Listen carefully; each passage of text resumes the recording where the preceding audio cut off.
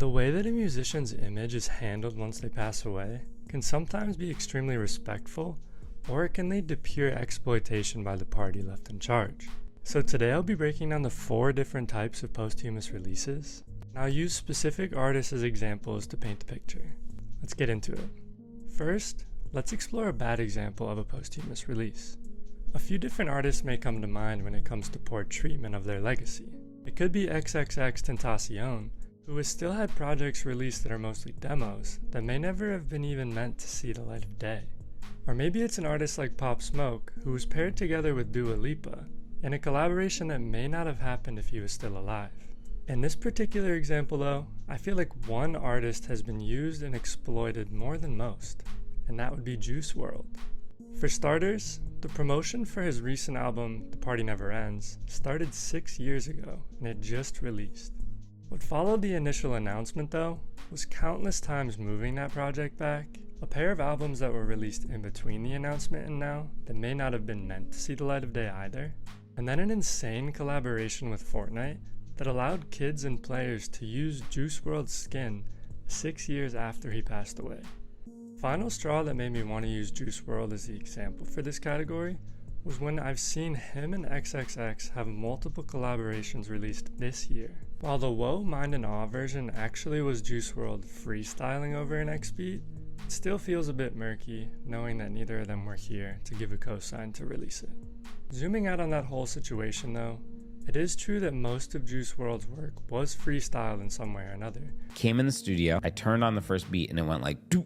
He said, all right, you can stop it. And I was like, what? He said, okay, put me in the booth. He went in, recorded full song for 3.5 minutes. He's saying like analogies and like metaphors. The melodies are insane. But even if Juice may have released any number of these freestyled songs, it feels like a lot of this wasn't handled with his best intentions in mind. Juice WRLD was easily the first artist to come to mind for me when it comes to poor handling of an artist's legacy, but who comes to your mind? I really want to know. I like looking into this kind of thing, and it's important to talk about. Now that we've explored the worst side of posthumous releases, I wanted to jump to the complete opposite side. This next category is when an artist's estate moves with nothing but respect for the passed away person. There's genuinely no other artist that comes to mind for me that has been handled more carefully and honored so well other than Mac Miller. His estate has genuinely become the blueprint for how to handle posthumous releases moving forward. To dive deeper into what has been released since Mac passed away, there are 4 albums that have been made available on streaming services. First off was an album that he almost completed when he was alive, titled Circles. That album was completed by the producer he worked with for both Swimming and most of Circles, John Bryan. It's clear just by watching an interview of John talk about Mac during this time, how much he cared about finishing this and just honoring his legacy. I already had plans about the future involving him, because I had a pile of instruments put aside to give him. I was more excited about him than I've been in quite some time. The next 2 that were released were I Love Life Thank You and Faces, both of which were posted on SoundCloud over a decade ago, and they just kinda got a more formal release. Last but not least though, was Balloonerism. This was an album that has been floating around since 2014, aka the same time as Faces, and the reasoning for this one coming out was that he always wanted to share this project. It was just shelved due to other albums like Good AM taking precedent. It was even more clear that Miller wanted to release this, considering that he had artwork made for it and commissioned by an artist called Yesterday Night. I recently made a video essay covering Balloonerism as a whole, and I'm sure that it'll express even more just how thoughtful Mac's family was in the release of this project. This is another category though that I would love to hear your thoughts on who could have been included. I feel like it's so easy to point fingers at the bad releases, where we don't commend the good releases enough when it comes to posthumous drops. While the first 2 categories that I cover are essentially the best and the worst, this next category takes a bit of a twist. We are now entering the section where artists explicitly say what they want done with their music while they're still alive. The most prominent example of this has to be Anderson .Paak. A lot of musicians have strong opinions on how they want their work to be handled when they leave this earth, but none have gone as far as Anderson .Paak, who literally got it tattooed on his arm. The tattoo reads, "When I'm gone, please don't release any posthumous albums or songs with my name attached. Those were just demos and never intended to be heard by the public. Of course, you never know when an artist will have an untimely death, but people can't make their wishes as clear as they may want to, but Anderson certainly took this to another level. Tyler the Creator has also made his own thoughts pretty well known on the subject, by saying that there's a clause in his will that doesn't allow any of his music to be released posthumously either.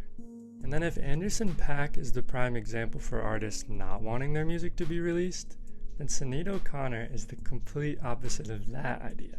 She will be our case study for the fourth and final category, which is when an artist gives explicit consent to do whatever you want with their music. While Sinead O'Connor passed away in 2023, the details of her will were actually just released recently, and this is what she had to say on the topic. "I direct that after my death, and at the discretion of any of my children who are then over 18, my albums are to be released to milk it for what it's worth." This may have been the case for some artists that fall into the first category, but in this particular situation, Sinead O'Connor wants her kids to get the bag.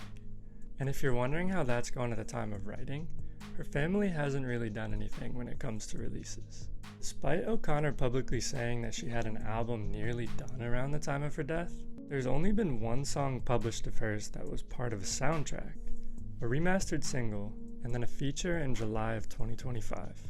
Only time will tell where things can go from here, but her family may turn her desire for milking her music for what it's worth into honoring her legacy and just respecting it for what it was while she was alive.